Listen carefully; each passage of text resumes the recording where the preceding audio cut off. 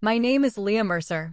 I am 27 years old, and I have been paralyzed from the waist down since the car accident that split my life into before and after. I did not go to my brother's engagement party looking for attention. I went because part of me still wanted to believe there was a family waiting for me behind all the cold smiles, forced photos, and whispered insults. I wore a soft cream blouse, brushed my hair twice, and told myself I could survive one evening in a room full of people who looked at my wheelchair before they looked at my face. I was wrong. The venue was Skyline Glass Hall, a rooftop event space in Charlotte with glass walls, polished stone floors, and a city view that made every guest stop for photos. White orchids hung from gold frames, champagne-colored candles lined the tables. A pale rose wall stood behind the photo area with my brother and his fiancée's initials glowing in soft light. It looked expensive enough to make kindness feel out of place. My brother was Nolan Mercer, 32, handsome, ambitious, working as a project development director for a luxury hotel group. That night mattered to him for more than love. Many guests were connected to his company, his investors, or the promotion he wanted. His fiancée, Claire Whitmore, moved through the room in a champagne silk dress, smiling nervously like she was trying to keep up with the perfect man she thought she knew. My parents stood near the bar, proud and stiff. My father, Charles Mercer, had been a police consultant after leaving the force and still acted like every room owed him respect. My mother, Vivian Mercer, chaired charity committees and loved being photographed beside causes like inclusion and disability awareness. But when her own daughter rolled in, her smile tightened like I had brought bad weather inside. The dress code was white, gold, and champagne. I had tried. I wore a cream blouse, a beige skirt, and even wrapped a gold scarf around the side of my chair. But my wheelchair was matte black, custom-fitted, and the only reason I could move through the world without asking permission. To me, it was freedom. To them, it was a stain. Nolan noticed my chair before he noticed me. His eyes dropped to the wheels, then lifted to my face with the same old disappointment, as if my spinal cord injury was a choice I kept making to embarrass him. He kissed the air beside my cheek and said, "Leah, you made it." Not warmly. Just surprised, almost disappointed. I told him congratulations and tried to mean it. There had been a time when I believed he wanted me in his life, before the accident, before the hospital, before my family built an entire lie around my silence. Nolan glanced toward the photo wall and lowered his voice. "Just try not to park yourself in every picture tonight, okay? Claire has been stressed." I moved toward the side of the room near a pillar where I could see the party without blocking anyone's path. I was always calculating space, exits, rugs, table legs, and people stepping backward without looking. I had spent 2 years making myself smaller for other people's comfort, but even in the corner, I was still too visible. My mother came over holding a champagne flute. She leaned down, still smiling at the room, and whispered, "Could you move farther from the main area? The photographer is getting background shots." I asked where she wanted me to go. Her eyes flicked toward the hallway near the restrooms. "Just somewhere less central, sweetheart. This is Nolan's night." My father joined her and did not bother whispering. "Leah, why does everything have to become about you? You always find a way to remind people you're broken." A woman nearby turned slightly. She was elegant, maybe in her 40s, wearing a navy dress and a doctor's calm expression. I did not know her yet, but I noticed the concern in her eyes. My father continued, "You could have made an effort. Your brother is trying to build a future. Don't make this weird." I wanted to say I once had a future too. I wanted to say Nolan had been driving the night mine was destroyed. Instead, I swallowed it, because for 2 years my family had trained me to protect the person who hurt me. I rolled toward the terrace doors. Behind me, Nolan laughed with men from his company. Then I heard my name. "She exaggerates everything," he said. "The doctors never said she couldn't improve, but Leah likes being taken care of." Yeah, it gets her sympathy. You know how family drama is. I kept my hands on my wheels and looked straight ahead. If I reacted, I was emotional. If I stayed silent, I looked guilty. Either way, Nolan won. Then the event coordinator announced family photos. Nolan turned across the room and found me immediately. His smile returned, perfect for the guests, but his eyes were cold. "Not with that chair in the picture," he said. The photo area looked like a magazine cover. A low acrylic platform sat before the rose wall with two gold lounge chairs in the center for Nolan and Claire, and smaller chairs around them for family. I knew the problem before anyone said it. Those chairs were beautiful, narrow, and unsafe for someone with my injury. My T12 injury meant I had no sensation below my waist. I could not feel my legs. I could not brace myself if I tipped. I could not become able-bodied just because the photograph looked better that way. I rolled closer and stopped at the platform edge. Nolan stepped beside me and bent down as if he were being gentle. "The photographer is ready," he said through his teeth. "Just sit in the chair for 2 minutes." I kept my voice low. "Nolan, I can't sit there safely. My chair is fine. Put me on the end if you want." He laughed without humor. "You always have an excuse." Guests nearby smiled because they thought they were supposed to. My mother adjusted flowers that did not need adjusting. My father folded his arms. Claire looked confused. I tried again. "I'm not refusing to be difficult. I need support. If I lose balance, I'll fall." Nolan straightened, raising his voice enough for the front row to hear. "Isn't it amazing how the injury appears exactly when the attention moves away from her?" A few people laughed nervously. My face burned. I looked at my father, hoping for decency. He gave none. "Just try for once, Leah. Stop embarrassing us." My mother whispered, "Please don't make a scene." That sentence had followed me my whole life. Don't make a scene when Nolan lied. Don't make a scene when I woke up in a hospital and told the truth about who had been driving. Don't make a scene when my family decided his future mattered more than my body. I gripped my wheels and said no. It was not loud. It did not need to be. Nolan's jaw tightened. He stepped closer, blocking my view. "You think you can humiliate me in front of my company?" he whispered. "You think this is your stage?" Something in him snapped quietly first. His hand dropped to the brake on my right wheel. Click. Then the other. Click. My chair was locked. The woman in the navy dress moved sharply from the side of the room. I saw her hand go to her phone. Nolan did not notice. He was too busy smiling at the crowd like a man performing patience. "I'm going to help my sister join the family photo. She gets anxious and dramatic." My heart slammed against my ribs. "Nolan, don't touch me." The room went quiet enough that I heard a glass touch a table. Claire said his name softly, warning him. He ignored her. He leaned down and grabbed my upper arms. Not gently. Not to assist a transfer. Like I was luggage. I dug my fingers into the armrests. "Stop. I can't balance." He lowered his face close to mine and hissed, "Quit faking it for sympathy." Then he pulled. My body came forward before I could protect myself. My hips slid wrong. My legs twisted beneath me, heavy and useless. I reached for the wheel, the platform, anything. But his grip jerked me sideways and up. For one terrible second, I hung between my chair and the floor, knowing exactly what was about to happen and unable to stop it. Then he let go. Maybe he lost his grip. Maybe he realized people were watching.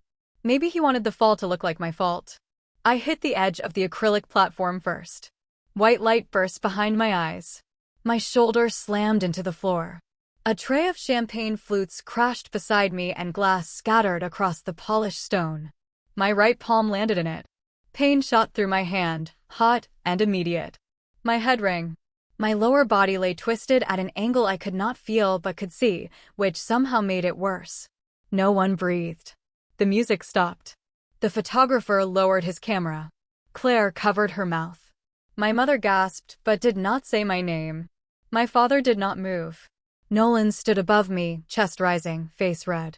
For one impossible second, I thought he might realize what he had done. Instead, he looked at the broken glass, the blood, the guests staring, and said, "Look what you made me do. You ruined my engagement photos." That was when I stopped feeling embarrassed. Embarrassment belongs to people who still think they owe the room an apology. I was bleeding because my brother had dragged me out of my wheelchair and my family cared more about the photograph. The woman in the navy dress pushed through the crowd and dropped beside me. "Nobody touch her," she said sharply. "She has a spinal cord injury. Do not move her." Nolan scoffed. She's fine. She does this.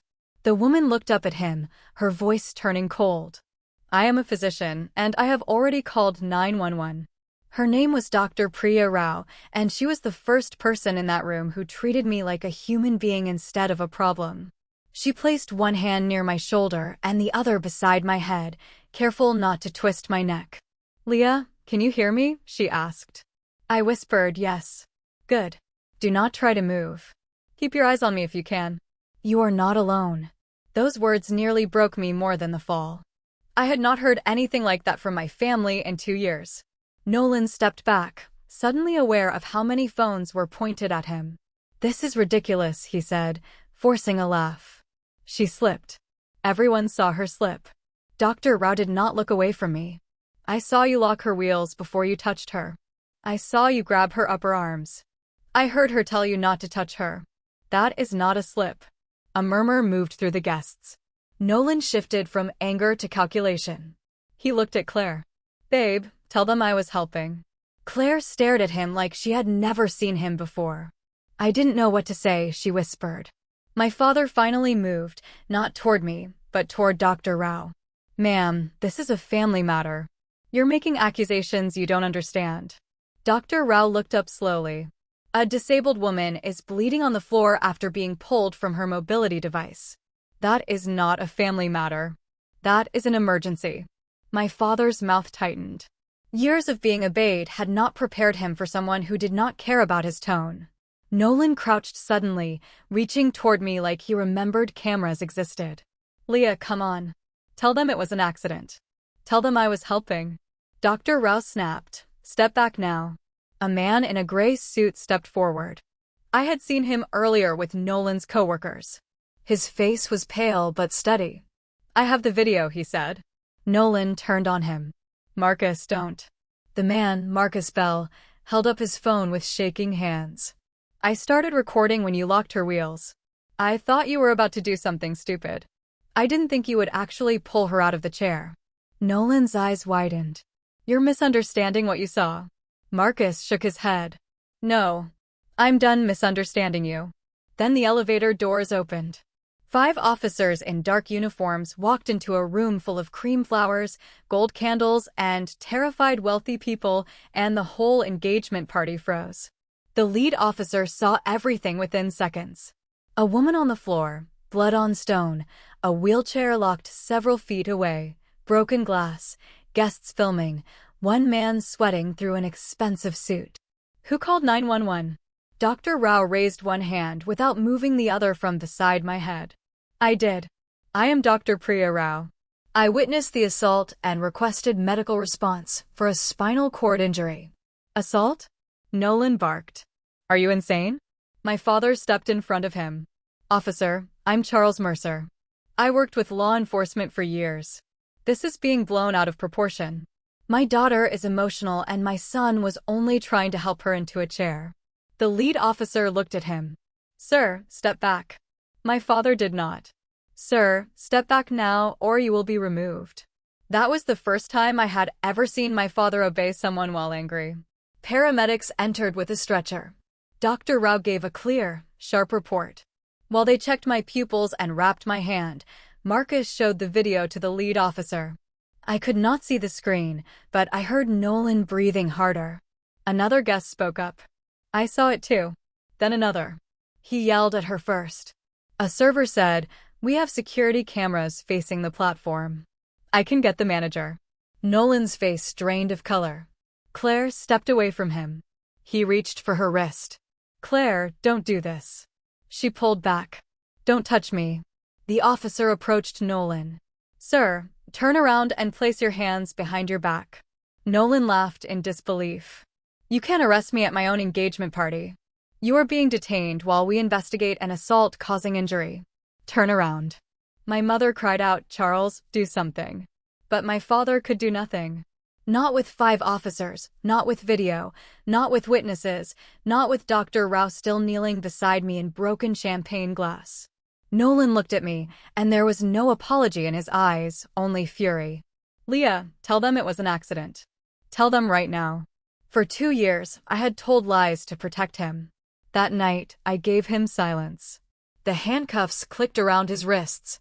Claire slipped off her engagement ring and held it in her palm. She did not scream. She simply stared at the man she almost married. As paramedics lifted me onto the stretcher, Nolan shouted my name. My mother sobbed that I was destroying the family. My father looked at me with hatred dressed as disappointment. But the guests had seen enough. The elevator doors closed between me and the party. And for the first time since the accident, I understood that the truth could still move, even when my legs could not.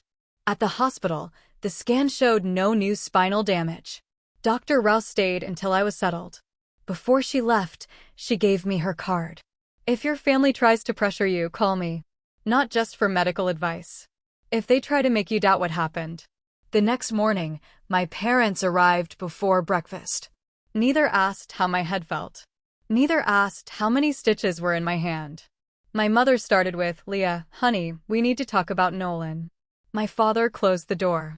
"Your brother spent the night in holding because of this mess." "Because of this mess?" I repeated. His jaw tightened. He made a mistake. He was under pressure. Executives were there. Claire's family was there. You know how sensitive he is about being embarrassed. My hand pulsed under the bandage. He dragged me out of my wheelchair. My mother reached for me.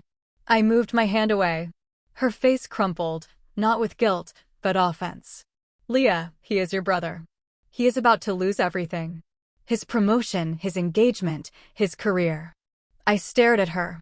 I know exactly what losing everything feels like. Silence filled the room. Then a woman knocked once and entered. She wore a navy blazer and carried a leather folder. "Leah Mercer? I'm Avery Brooks. Dr. Rao asked me to stop by if you were willing to speak with an attorney." My father stood. "She does not need an attorney." Avery looked at him, then at me. "That is up to Leah." I said, "I want to talk to her." My mother whispered, "Leah, don't be dramatic." Avery looked at my bandaged hand and the bruises forming on my arms. "I think we are past dramatic." My father told her to leave.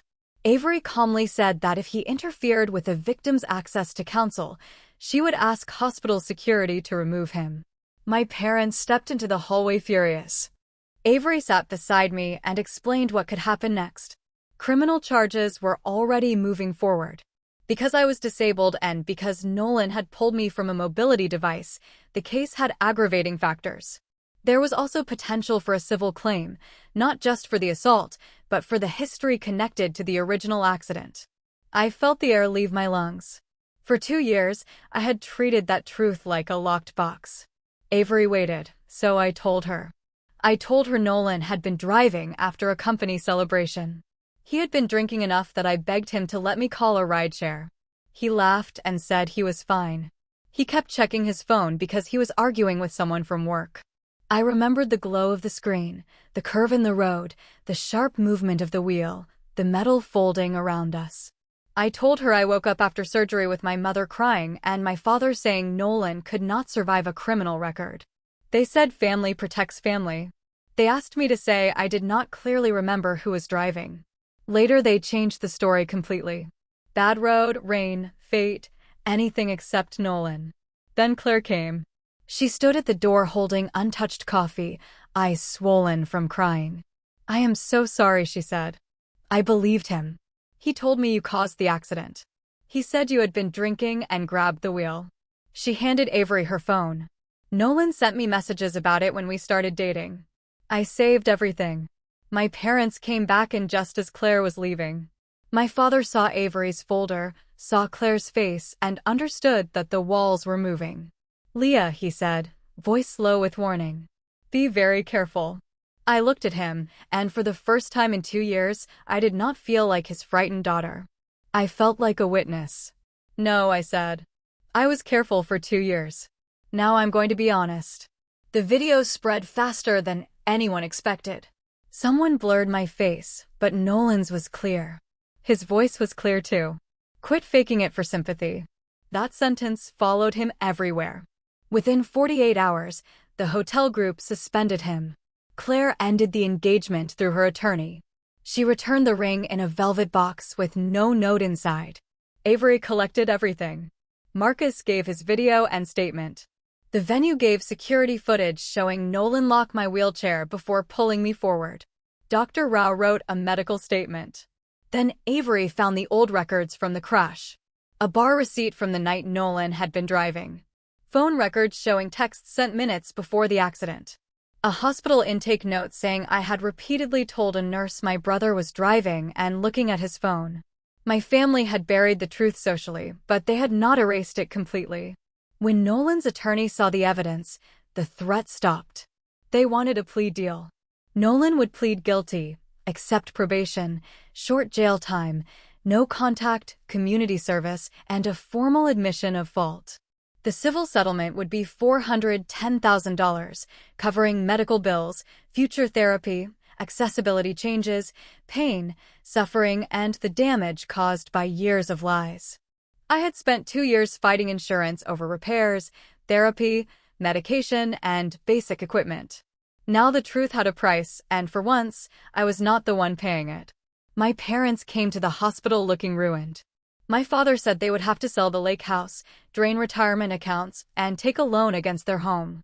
My mother whispered that this would ruin them financially. I looked at them and said, "Now you know what it feels like when someone else's choices destroy your future." They said they had only done what was best for the family. I said, "No. You did what was best for Nolan. There is a difference." 7 days later, the wire cleared. 2 days after that, Nolan stood in court and pleaded guilty to assault causing injury. He received 90 days in jail, 5 years of probation, mandatory anger management, 600 hours of community service with a disability support organization, and a no-contact order.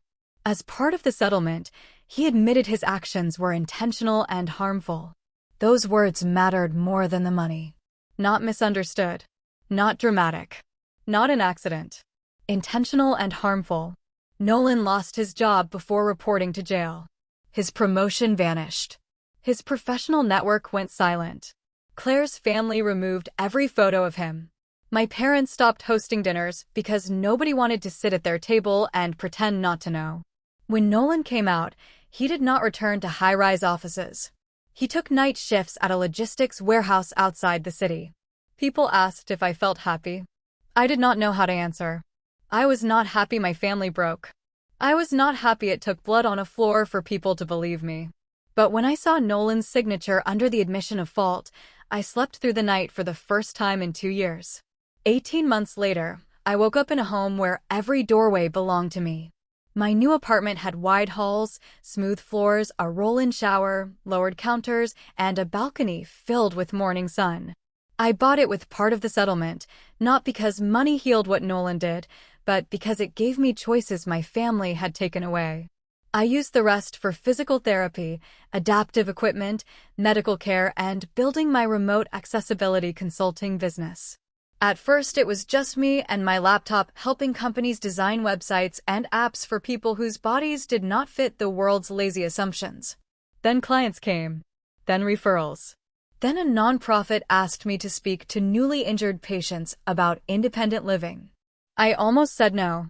I did not feel inspirational. I was just someone who had survived a family that confused silence with loyalty. But I went and I told them the truth. Losing mobility is hard, but losing the right to be believed can hurt even more.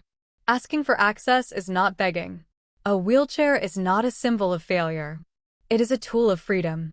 Afterward, a young woman took my hand and said, "I thought my life was over.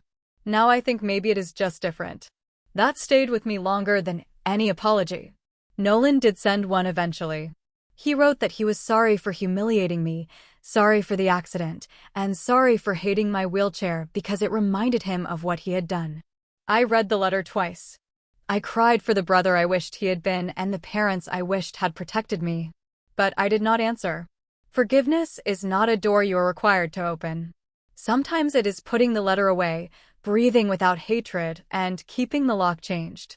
My parents kept sending messages through relatives. Every message carried the same hidden demand: come back and make us feel innocent again. I did not. The lesson I learned is simple. Blood is not a contract that requires you to stay where you are being harmed. Respect is not optional because someone shares your last name. Love that demands your silence is not love. It is control. Now, on quiet evenings, I sit beside the small garden on my balcony. My phone sometimes buzzes with messages from people in my support group, people learning hand controls, accommodations, and how to stop apologizing for needing space. One night, a new friend from rehab texted, "You helped me believe I still have a future." I looked at those words and finally understood justice. It was not Nolan losing his career. It was not my parents selling their lake house. Justice was waking up where nobody called me a burden. Justice was choosing people who saw my chair and still looked me in the eyes. Justice was turning my pain into something that could help someone else survive. Sometimes choosing yourself over family feels like betrayal, but sometimes it is the first honest lesson in survival, self-respect, and freedom.